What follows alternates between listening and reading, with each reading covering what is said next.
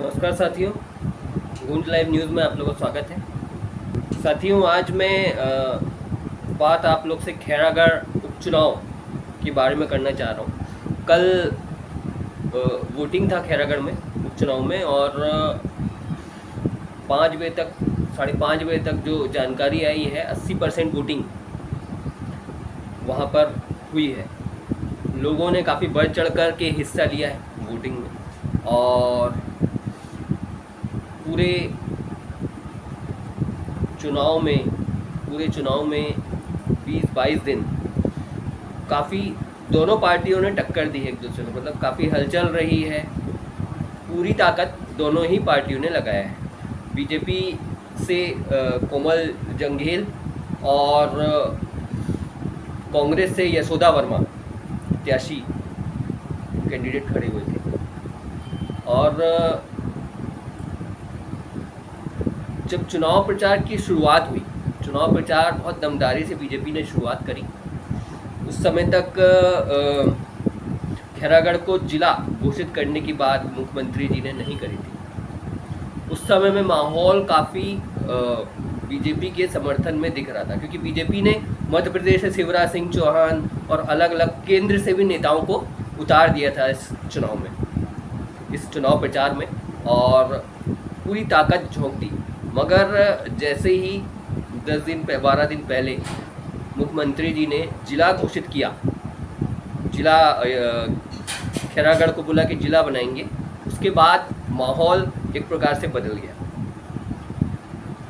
काफ़ी कुछ बीच में और भी बहुत सारे डिसीजंस लिए, जैसे कि बच्चों का ऑनलाइन एग्ज़ाम करना। तो खैरागढ़ में जो युवा मुख्यमंत्री जी का ऑनलाइन एग्ज़ाम के डिसीजन से भी खुश दिखे वहाँ पर।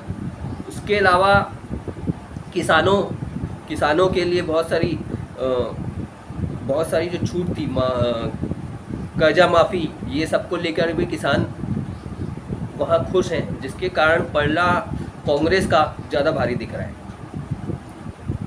न्यूज़ चैनलों का और अलग अलग सर्वे भी कांग्रेस को जिताता हुआ दिखा रहे हैं, लेकिन वहाँ बताया ये जाता है कि कोमल जंघेल बीजेपी के जो कैंडिडेट हैं वो काफ़ी मजबूत हैं। 4 से 5 बार वो खड़े हुए हैं, 2-3 बार वो जीते हैं और लोधी समाज से वो आते हैं। उसके अलावा कांग्रेस से जो खड़ी हुई थी यशोदा वर्मा, वो नई कैंडिडेट हैं, वो भी लोधी समाज से आती हैं, लेकिन कई लोग खैरागढ़ में उन्हें जानते तक नहीं हैं। कई लोगों से जब बातचीत कर रहे थे पत्रकार लोग, तो उनका नाम तक नहीं जानते थे, लेकिन जब बाद में पता चला अच्छा ये यहाँ की कांग्रेस की कैंडिडेट है चुनाव की, तब उन्हें पता चला। मतलब वो बहुत फेमस नहीं है, लेकिन वो चुनाव खैरागढ़ का मुख्यमंत्री बघेल जी के नाम पे वहाँ लड़ा जा रहा है और बघेल जी के 3-3.5 साल से कुछ कार्य किए हुए, जैसे किसान कर्ज माफ़ी, उसके अलावा बहुत सारे ऐसे डिसीजन जिससे खैरागढ़ के लोगों को ज़्यादा फेवरेट बघेल जी लग रहे हैं। वो बहुत प्रतिष्ठित और बहुत आम लोगों में अगर बात करी जाए, या गांव क्षेत्र के, क्योंकि वो खुद ग्रामीण क्षेत्र रहे हैं, किसान परिवार से रहे हैं, तो बहुत सहज उनके साथ लोग रहते हैं।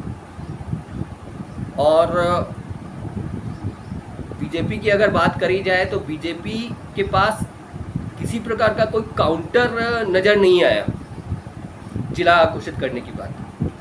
हालांकि 3-3.5 साल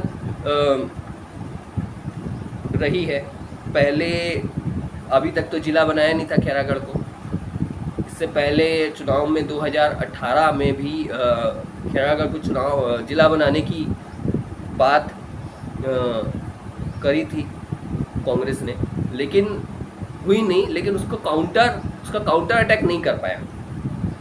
उसके पीछे बहुत सारे रीज़न है। उसके पीछे किसान कर्ज माफ़ी और ऑनलाइन एग्ज़ाम तो एक छोटा सा मुद्दा है। ऐसे बहुत सारे डिसीजन रहे हैं। उसके अलावा बीजेपी में भी आपसी जो बड़े बड़े नेता हैं, उन लोग के बीच में काफ़ी मतभेद नज़र आते हैं। रमन सिंह एक अच्छा चेहरा एक समय में हुआ करते थे, आज भी दिखते हैं, लेकिन अब भारतीय जनता पार्टी में रमन सिंह कुछ प्रिय नज़र नहीं आ रहे, क्योंकि अब local candidate Bharatiya Janata party 2023 के लिए ढूंढ रही है, और इसकी वजह से कुछ अलग अलग चेहरों पे हो सकता है 2023 में नए चेहरों पे दांव खेले। केंद्र में बैठी, जो सेंटर में बैठी बीजेपी की जो सेंटर में बैठे जो हेड है, वो आने वाले समय में हो सकता है, कई बार कार्यकर्ताओं से बात करें हम लोग तो उन लोगों ने भी यही बात बोला कि अगर हम अगली बार शायद नए कार्यकर्ताओं को या नए लोगों को टिकट देना चाहिए, और साथ के साथ मोदी जी पूरे देश भर में तो फेमस है, लेकिन छत्तीसगढ़ में उनका वो जादू नहीं चल पा रहा है, जबकि बहुत मजबूत दावेदार को यशोदा माफ़ करिएगा कोमल को जंघेल जी को टिकट दिया है, जो बहुत मजबूत है। अगर दोनों का तुलना की जाए, यशोदा वर्मा और कोमल जंघेल में तो ज़्यादा मजबूत दावेदार ये हैं कोमल जंघेल, लेकिन क्योंकि अभी राज्य में कांग्रेस की गवर्नमेंट है और अगले 1.5 साल बाद फिर चुनाव होना ही है, तो जनता जो है एक प्रकार से कांग्रेस को आजमाना चाह रही है। हो सकता है क्योंकि बहुत दिनों से लड़ाई चल रही है खेरागढ़ में लड़ाई चल रही है जिला बनाने को लेकर के, क्योंकि वहाँ के लोगों को 60-70 किलोमीटर दूर राजनांद गांव में कोई भी काम के लिए जाना पड़ता है। तो शायद एक प्रकार से आजमा करके देखेंगे, उसके बाद फिर अगली बार चुनाव 2023 चुनाव में क्या होता है वो देखने की बात है। अगर मुख्यमंत्री जी जिला बना देते हैं खैरागढ़ को, और शायद मेरे ख्याल से जिला बनाना भी पड़ेगा, वादा किया है अगर, और जिस एकमात्र वादे पर अगर वो जीतते हैं तो उसे पूरा करना होगा, वरना भारी नुकसान 2023 में कांग्रेस को भुगतना पड़ सकता है, क्योंकि बीजेपी इसी पॉइंट को उठाएगी और जगह जगह दूसरे और भी जगह में सब जगह इसी बात को अपनाया जाएगा। तो आने वाले 16 तारीख को परिणाम घोषित हो जाएंगे, उसमें अब देखते हैं क्या परिणाम निकलते हैं, और इसका खैरागढ़ चुनाव का और भी एनालिसिस मैं आप लोगों के सामने लेके आऊँगा। एक्चुअली किस प्रकार से जिला बनता है, उसकी प्रक्रिया क्या होती है, उसके बारे में भी मैं आप लोग के सामने लेकर के आऊँगा अगले एपिसोड में, कि जिला बनाने का क्या प्रोसेस होता है, क्या तरीका होता है, क्या आसानी से जिला राज्य सरकार बना सकती है अगर घोषणा कर दी है, क्योंकि इसके पहले उठाया है। इसके पहले कांग्रेस इसी वादे के साथ उतरी थी खैरागढ़ से, और लेकिन किया नहीं 3.5 साल।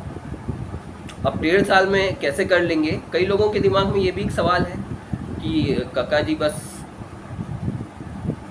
चुनाव जीतने के लिए लफाजी मार रहे हैं, लेकिन अभी फ़िलहाल का जो देखा जाए चुनाव का पूरा, तो वो यही बता रहा है कि कांग्रेस को इसमें फ़ायदा नज़र आ रहा है। तो अभी के लिए मैं शिव कुमार सिंह आप लोग से विदा चाहता हूँ।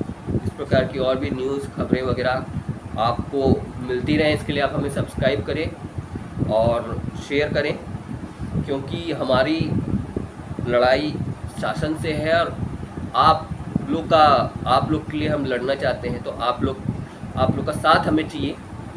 तो जितना ज़्यादा हो सके सब्सक्राइब करें, अपने साथियों को, अपने दोस्तों को शेयर करें इस चैनल को।